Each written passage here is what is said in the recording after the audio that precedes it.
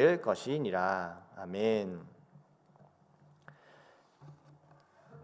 우리가 이제 꿈꾸는 것은 사실 하나님의 나라입니다. 하나님의 나라를 이 땅에 오게 하는 이 일을 어떻게 우리가 실현할 수 있을까요? 세상의 나라와 이 하나님의 나라의 다른 점은 무엇일까요? 하나님이 디자인하신 하나님의 나라의 도성은 어떤 모습일까요? 오늘 본문은 이 하나님이 특별히 구별하여 세운 이 레위 지파에 대한 이 말씀입니다. 이 레위 지파의 땅 분배에 관한 말씀입니다. 제사장 그룹이 있는 이들은 사실 다른 지파, 이 전 본문에 있었던 다른 지파들처럼 이 땅을 분배를 받지 못합니다. 왜냐하면 여호와 하나님께서 그들의 기업이 되시기 때문입니다.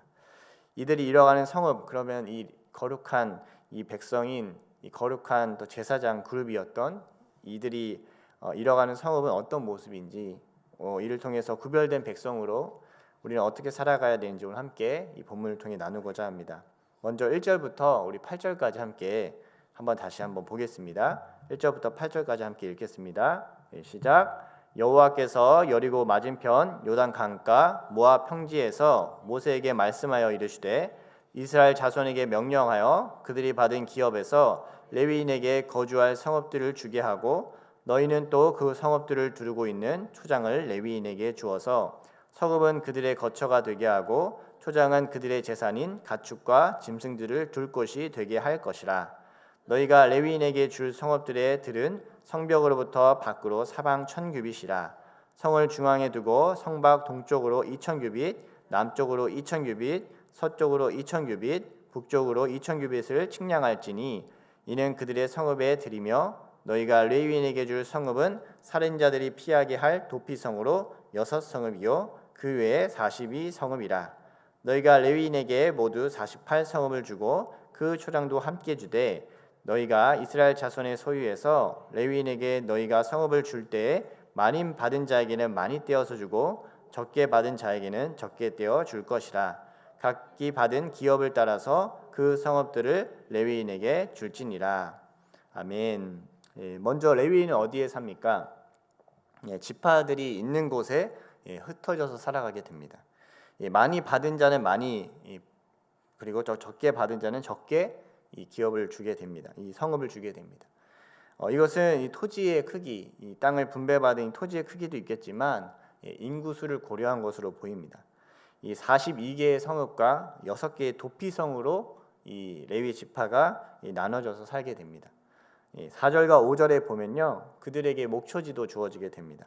목초지에서 키우는 것이 가축과 짐승이라고 표현하고 있습니다. 이 가축은 뭐고 짐승은 뭐죠? 이 가축은 대체로 하나님께 드릴 수 있는 소와 염소와 양을 의미합니다.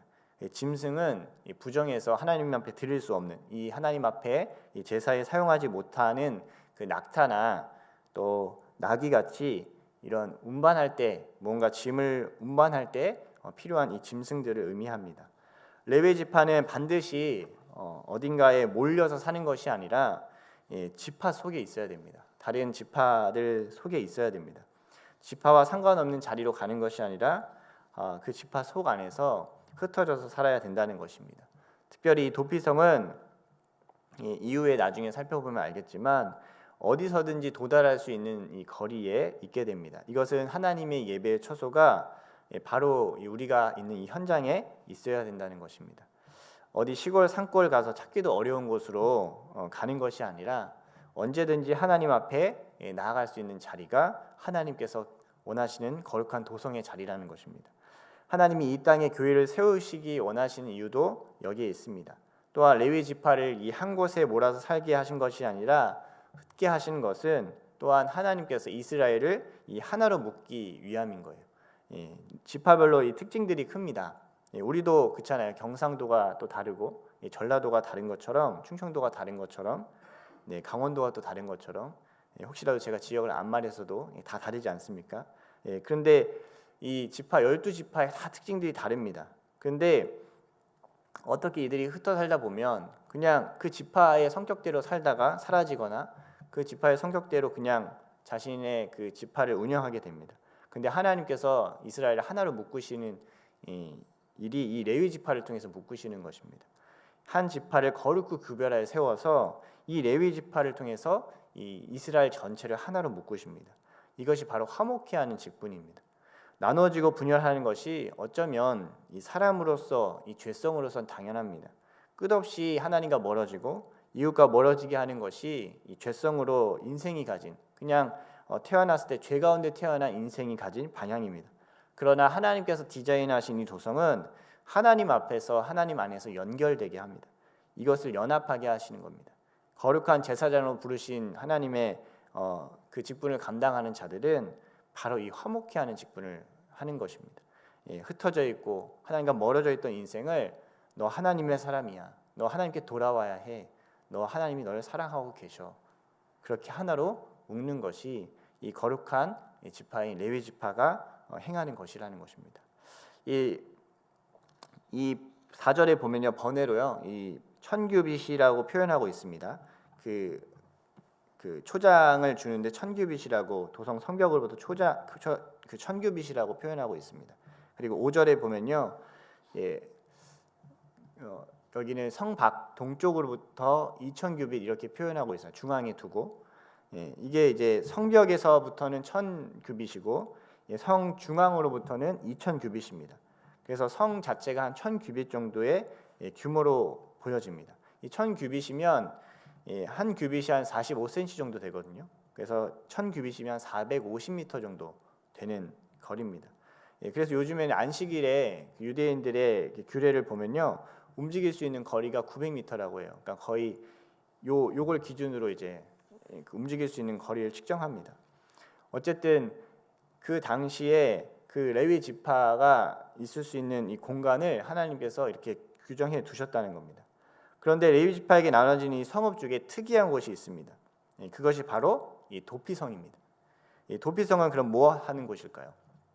우리 9절부터 15절까지의 말씀을 또 함께 읽어보겠습니다. 9절부터 15절까지 말씀 함께 읽겠습니다. 시작. 여호와께서 또 모세에게 말씀하여 이르시되 이스라엘 자손에게 말하여 그들에게 이르라. 너희가 요단강을 건너 가나안 땅에 들어가거든 너희를 위하여 성읍을 도피성으로 정하여 부지 중에 살인한 자가 그리로 피하게 하라. 이는 너희가 복수할 자에게서 도피하는 성을 삼아 살인자가 회중 앞에 서서 판결을 받기까지 죽지 않게 하기 위함이니라.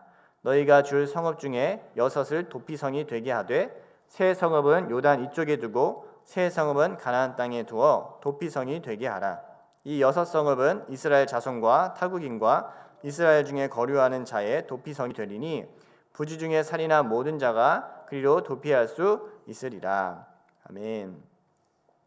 이스라엘에는 특별한 그 제도가 있는데 그건 고엘, 이 가엘이라는 제도입니다. 이것은 뭐냐면 고엘이라고 해서 기업 물을 자라는 이 사람이 있습니다. 이 고엘은 보통 누구를 가리키냐면 이 가까운 친족들을 가리킵니다. 이 고엘이라는 사람은 기업 물을 자로서 그 친족이 어려운 일이 있거나 친족이 기업을 잃어버리게 되면 그것을 도와주고 또 그것을 갚아주는 일을 합니다. 우리가 잘 아는 룻기에 보면 보아스가 그 행동을 합니다. 나오미의 며느리 룻을 위해서 보아스가 이 나오미 가문을 그 룻과 결혼해서 이어가는 장면이 나오죠. 이게 대표적으로 우리가 기업 물을 자의 표상으로 보게 되는데요. 이 고엘이 하는 역할은 크게 세 가지입니다. 첫 번째는 이 자식이 없어 죽은 자의 씨를 이어주는 거예요. 그리고 그 이스라엘은 왜 씨가 중요합니다. 왜냐하면 하나님께서 약속의 씨를 약속하셨기 때문이에요. 이 약속의 씨를 주어서 하나님의 영광을 드러낼 것을 약속하셨기 때문에 이 가문을 이어가는 일은 굉장히 중요한 일이었습니다. 두 번째는 형제가 어려움에 있어서 땅을 잃어버리면 그 유업을 다시 차지하게 해서 이어가는 일을 이 고엘이 하게 됩니다. 이 하나님의 기업인 이스라엘은 이것은 이렇게 기업을 무르게 되면 형제를 살릴 뿐만 아니라 하나님이 주신 땅을 지키는 일이 되는 것이에요. 그렇기 때문에 반드시 그 기업이 훼손되는 일을 막는 일을 하게 됩니다. 그리고 마지막에 해야 될 일이 있는데 그게 뭐냐면 오늘 이제 본문에 나오는데요. 이 형제의 죽음에 대한 원수를 갚는 일입니다. 이 12절 보면요. 이 복수할 자, 여기 이 표현을 복수할 자라고 표현하고 있는데 히브리어 원어로 보면 이것이 고엘입니다. 기업 물을 자라는 뜻을 갖고 있어요. 살인자는 또 살인을 저지르게 되고 공동체를 파괴할 수 있습니다. 그렇기에 가문을 지키기 위해서 반드시 해야 되는 일은 이 싸움이 있는데 이것은 이 살인자를 처단하는 일을 하게 되는 것입니다. 고엘은 하나님의 기업과 가문을 지키는 자입니다. 이 대신해야 하는 의무는 사실 이렇게 뭔가를 대신하는 이 고엘과 같은 의무는 보통 사람이 감당하기는 굉장히 어려운 책임처럼 느껴지기도 합니다. 가정을 이어가고 가문을 이어가고 그 유업을 지키고 그 생명을 지키는 일이기 때문이에요. 우리나라도 예전에 보면 이 장손의 가문을 이어가려고 하지 않았습니까? 저도 이제 큰 할아버지가 있으신데 그 아버지가 장손으로 태어나셨어요. 그래서 큰 할아버지가 딸만 이렇게 나셔가지고 나중에 양자 드리는 부분 때문에 저희 할머니랑 큰 할머니랑 좀 이렇게 다툼이 있었던 기억이 있습니다. 그만큼 이 장손의 가문을 이어가는 것, 또 이 가업을 지켜가는 것, 이 가문을 이어가는 것이 남아 있었던 것을 알 수 있습니다. 사실 우리가 공동체가 지금 너무나도 핵가족화되고 또 이런 부분들이 많이 생기면서 사실 공동체가 많이 나눠지고 있습니다. 예전과 같이 어떤 가문을 생각하거나 족보를 생각하는 경우가 많이 없습니다. 그러나 이제 어떤 형태든지 계속해서 우리의 죄는 이 공동체를 파괴하는 습성이 있습니다. 이것을 지키고 사실 가꾸고 이어가는 일이 만만하지 않습니다. 여기에는 분명한 대가 지불이 있기 때문입니다. 그냥 허허하고 호호한다고 공동체가 지켜지는 것이 아닙니다. 이것에 대한 대가 지불과 싸움이 있다는 것입니다. 하나님의 백성 이스라엘 그리고 지금의 성도들도 그냥 웃고만 사는 것이 아니라 필요한 것이 있는데 그것은 정확히 의와 진리를 위해서 싸우고 하나님의 나라를 유업으로 이어가는 일을 해야 된다는 것입니다. 이것이 쉽지 않습니다. 교회가 이단이 들어오면 무너지게 됩니다. 그렇기 때문에 싸워야 하는 것입니다. 생명을 위협하는 자들이 들어오면 그것과 싸워야 하는 것입니다.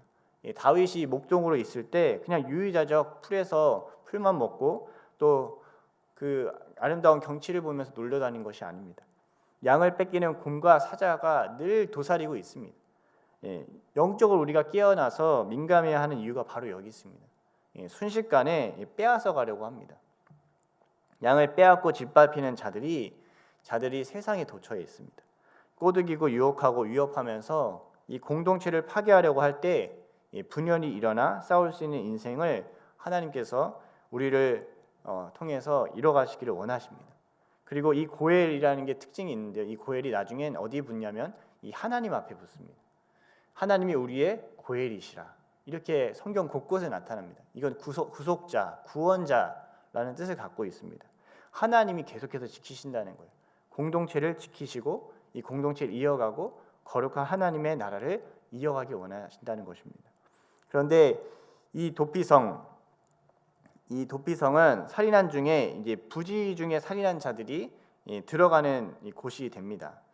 14절에 보면요, 요단 이쪽을 보면 이 세 성읍, 이 가나안 땅에 세 성읍을 둡니다. 이 요단을 가운데 두고 이건 당연하죠. 요단 동편에는 르우벤과 갓과 므낫세 반지파가 여기서 기업을 갖고 있고 또 이어서는 나머지 지파들이 그 기업을 갖고 있기 때문에 이게 세 개씩 나눠서 있는 것입니다.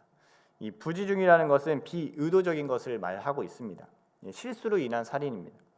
지금도 내가 모르는 중에 내가 소비하는 어떤 무엇이 누군가를 죽일 수도 있습니다. 그리스도인들은 내가 하는 행동이 나에게 이익이 되는지를 살피는 것도 중요하지만 더 중요한 것이 있습니다. 내가 하는 행동이 누군가를 죽이고 있는 것은 아닌지를 살펴야 합니다. 그리고 만약 혹시라도 이것이 누군가의 삶을 파괴시키고 누군가의 삶을 죽이고 있다면 그것에서 벗어나게 하는 것이 이 그리스도인의 사명이라는 것입니다. 그러나 부지 중에 일어나는 살인이 있을 수가 있습니다. 아직 주님을 모를 때 일어나는 살인들이 일어날 수 있습니다. 누군가를 죽이고 넘어가는 일에 이 사실 반복적인 것이 우리의 삶의 전쟁터잖아요.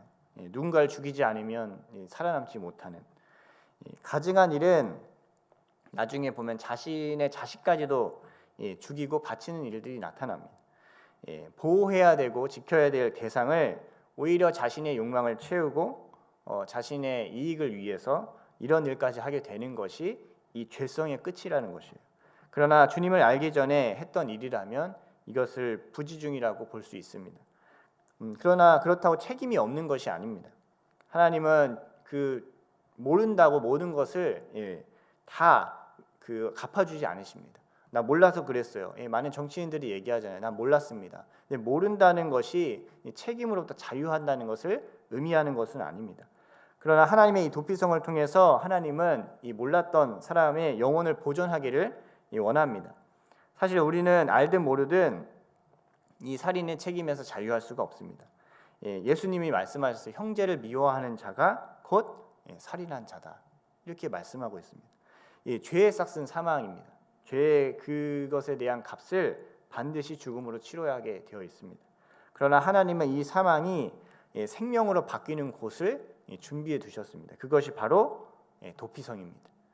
다시 하나님의 은혜를 받는 곳이 이 도피성이라는 것입니다. 근데 이 도피성이 누구일까요? 바로 예수 그리스도인 줄 믿습니다. 예수 그리스도 안에 있으면 정죄함이 없습니다. 15절에 보면요, 이 도피성에는 이스라엘 자손뿐만 아니라 타국인 이스라엘 거류자 모두가 들어올 수 있었습니다. 그리스도 안에는 그 구원은 유대인이나 헬라인이나 이방인이나 국한되지 않습니다.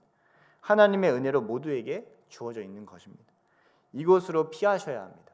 내가 혹시라도 누군가를 잘못 말로 죽이거나 누군가에 대해서 내가 실수하며 넘어졌다면 예수 그리스도 앞에 들어가셔야 됩니다.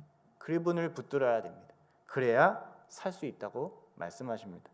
하나님이 디자인 이 도성, 이 디자인한 이 거룩한 도성은 생명을 죽인 죄인이 살 수 있는 길을 열어놓으신 도성입니다. 그러나 의도를 가지고 죽인 자들은 어떻게 해야 될까요? 죽여야 됩니다. 할렐루야. 16절부터 21절 이 의도를 가지고 살인한 자에 대한 처벌이 나오는데요. 우리 함께 한번 읽어보겠습니다. 시작. 만일 철 연장으로 사람을 쳐 죽이면 그는 살인자니 그 살인자를 반드시 죽일 것이요 만일 사람을 죽일 만한 돌을 손에 들고 사람을 쳐 죽이면 이는 살인한 자니 그 살인자는 반드시 죽일 것이요 만일 사람을 죽일 만한 나무 연장을 손에 들고 사람을 쳐 죽이면 그는 살인한 자니 그 살인한 자는 반드시 죽일 것이니라. 피를 보복하는 자는 그 살인한 자를 자신이 죽일 것이니 그를 만나면 죽일 것이요 만일 미워하는 까닭에 밀쳐 죽이거나 기회를 엿보아 무엇을 던져 죽이거나 아기를 가지고 손으로 쳐 죽이면 그 친자는 반드시 죽일 것이니 이는 살인하였습니다. 피를 보복하는 자는 살인자를 만나면 죽일 것입니다. 아멘. 이 고의적으로 살인하는 이 세 가지 범주가 오늘 나타납니다. 이것은 첫 번째는 철 연장으로 사람을 죽이는 경우, 두 번째는 사람을 죽일 만한 돌로 사람을 죽이는 경우, 셋째는 사람을 죽일 만한 나무 연장을 들고 쳐 죽이는 경우, 이렇게 세 가지가 오늘 기록되어 있습니다. 살인자가 들고 있는 것은 사실 들고 있는 걸 보면요, 사실 의도적인 살인을 입증하고 있습니다. 우리가 삶을 사는 이유, 하나님 앞에서 이 삶을 허락하신 이유는 우리가 이 사명을 이뤄가는 것, 그것은 살리는 것에 있습니다. 하나님께서 흑암과 혼돈 가운데 주의 영의 수명이 운행하심으로 하나님이 빛을 내셨고 그것이 하나님의 거룩한 생명이 됐고 창조가 일어났습니다. 하나님의 역사는 이 생명을 낳고 풍성하게 하는 일에 있습니다. 그런데 하나님의 이 방향, 그 거룩을 훼손하고 있다면 이것을 지키는 자들이 해야 되는 일이 있는데 이것이 바로 칼을 드는 일입니다. 여러분, 예수님 믿으면 살인자가 구원을 받을 수 있을까요? 할렐루야. 다시 한번 제가 질문하겠습니다. 예수님을 믿으면 살인자는 구원을 받을 수 있을까요? 예수님 믿으면 있습니다. 그런데 한 가지 더 질문 드리겠습니다. 예수님을 믿고 나서 계속해서 살인을 한다면 그 사람은 구원을 받을 수 있을까요? 말이 안 되겠지만 사실 이 믿음이라고 볼 수 없습니다. 예수님을 믿고 또 예수님 안에 있으면 하나님이 우리의 삶을 거룩하게 만드십니다. 그것을 우리의 삶의 방향이 우리의 욕망을 채우고 누군가를 죽여서 우리의 욕망을 채우는 방향에서 돌이켜서 내가 죽고 내 안에 그리스도가 사는 생명을 살리는 방향으로 나아가는 것입니다. 회개는 나의 삶의 방향을 바꾸어 하나님을 향하는 것입니다. 그런데 끝까지 나의 고집과 아집 이것을 붙들고 살아간다면 사실 믿음이 없는 삶이 됩니다. 누군가를 계속해서 그래서 의도적으로 죽인다면요, 죄송한 말이지만 거룩을 훼손하는 일이고 반드시 심판받게 되어 있습니다. 그래서 여러분 간증하잖아요. 살인자가 간증할 수 있습니다.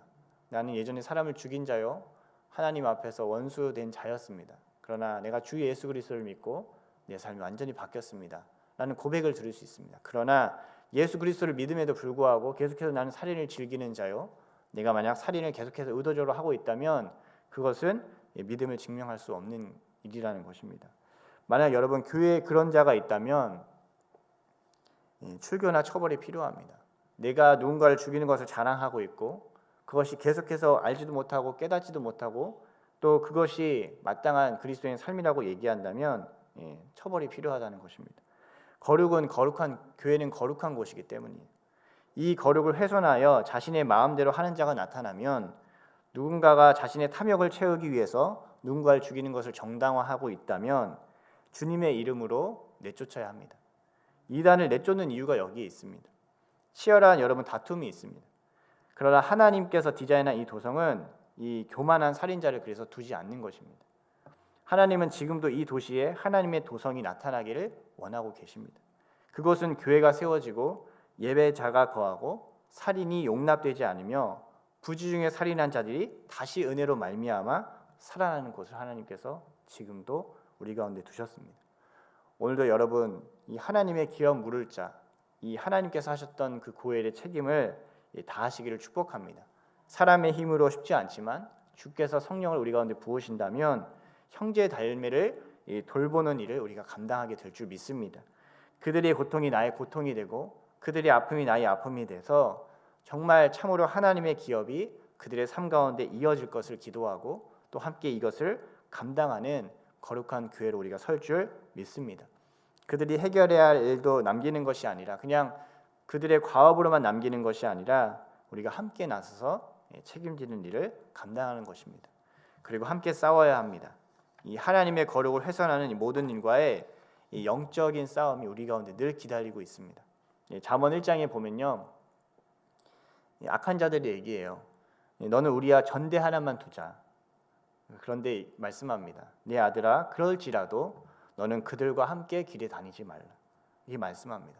너가 아무 일도 하지 않아도 돼. 그냥 네 옆에 서서 그냥 네 돈주머니 하나만 둬. 근데 악한 자가 죽이고 빼앗는 일에 그냥 눈만 감아달라고 할 때 거기서 하나님의 거룩한 백성은 나오라고 얘기하십니다. 거룩한 싸움을 오늘도 싸워야 할 줄 믿습니다. 이 거룩한 싸움을 오늘도 싸워서 거룩한 공동체를 지키고 거룩한 가문을 이어가고 하나님의 거룩한 도성을 예비하는 그리스도인의 백성이 되시기를 예수님의 이름으로 축복합니다. 그 싸움에 오늘도 승리가 있기를 예수님의 이름으로 축복합니다. 아멘.